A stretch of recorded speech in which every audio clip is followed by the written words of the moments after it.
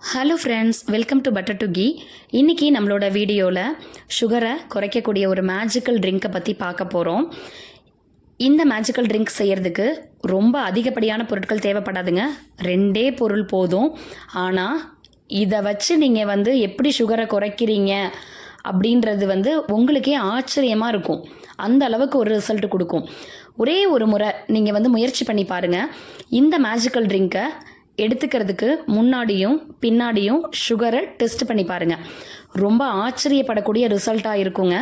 ஒருவேளை உங்களுக்கு எந்த அளவுக்கு குறைஞ்சிருக்கு அப்படிங்கிறத கமெண்டில் சொல்லுங்கள். உங்களை மாதிரி சுகரில் கஷ்டப்படுற நிறைய பேருக்கு ரொம்ப பயனுள்ளதாக இருக்குங்க. நம்மளை மாதிரி யாரும் கஷ்டப்படக்கூடாது இல்லையா? இது எங்கள் வீட்டில் நாங்கள் அனுபவபூர்வமாக உணர்ந்த விஷயந்தான். இதை பற்றின எந்த சந்தேகங்கள் இருந்தாலும் கண்டிப்பாக கமெண்டில் கேளுங்க. ஒரு வீடியோவாகவும் உங்களுக்கு நான் கொடுக்குறேன், இல்லை கமெண்ட்லையும் உங்களுக்கு நான் பதில் சொல்கிறேன்.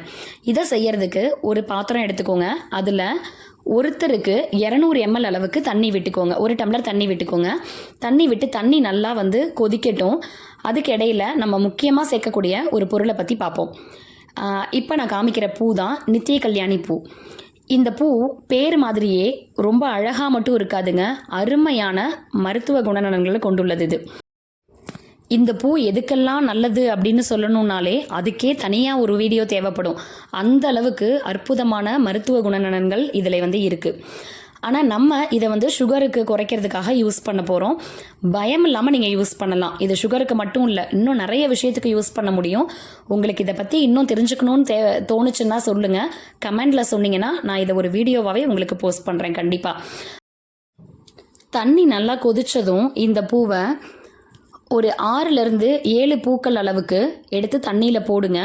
போட்ட உடனே ஒரு நிமிஷத்துலேயே பார்த்தீங்கன்னா அதோட கலர் எல்லாம் மாறி உங்களுக்கு அது வெள்ளை கலர் ஆயிரும். அந்த தண்ணி பாதியாக சுண்டுனதும் அதை எடுத்து வடிகட்டி நீங்கள் குடிக்க வேண்டிய பானம் இதுதான். இதை காலையில் வெறும் வயிற்றில் நீங்கள் எடுத்துக்கணும்.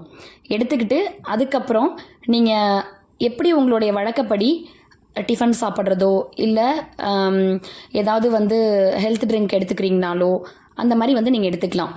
இதை குடிச்சு பார்த்துட்டு கண்டிப்பாக உங்களுடைய அனுபவத்தை மறக்காமல் என் கூட ஷேர் பண்ணிக்கோங்க. நிச்சயமாக இது உங்களுக்கு பயனுள்ளதாக இருக்கும். ரொம்ப சுருக்கமாகவும் தெளிவாகவும் அனுபவம் சார்ந்த உண்மையான மருத்துவ குறிப்புகளுக்கு நம்ம சேனலை சப்ஸ்கிரைப் பண்ணிக்கோங்க.